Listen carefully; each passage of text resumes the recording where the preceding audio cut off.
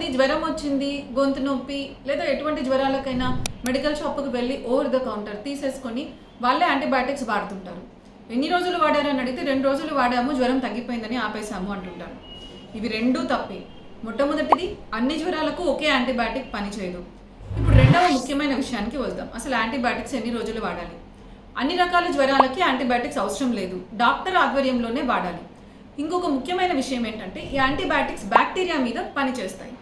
So bacteria మన శరీరంలో నుంచి పూర్తిగా నిర్మూలించాలంటే వాటికి ఒక కోర్సు ప్రకారం మనం వాడాల్సి ఉంటుంది. కొన్నింటికి 5 రోజులు, కొన్ని రకాల ఇన్ఫెక్షన్స్కి 7 రోజులు, న్యూమోనియా ఎక్కువగా ఉంటే 14 రోజులు, కొన్నిసార్లు యూరిన్ ఇన్ఫెక్షన్ మనం రిపీటెడ్గా కల్చర్స్ చేసి మూత్రాశయంలో కంటిన్యూస్గా ఇన్ఫెక్షన్స్ ఎక్కువ ఉంటే 4 వారాలు డిపెండింగ్ ఆన్ కండిషన్ పెడతాం.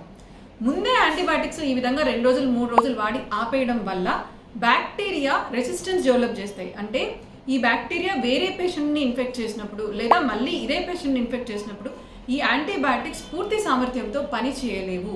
యాంటీబయాటిక్ రెసిస్టెన్స్ ఇప్పుడు ప్రపంచవ్యాప్తంగా పెరుగుతోంది. ఎందుకు? యాంటీబయాటిక్స్ని సరిగ్గా వాడకపోవడమే ముఖ్యమైన కారణం. మీ డాక్టర్ని సంప్రదించి టోటల్ డ్యూరేషన్ పూర్తి దినాలను ఖచ్చితంగా యాంటీబయాటిక్ వాడండి.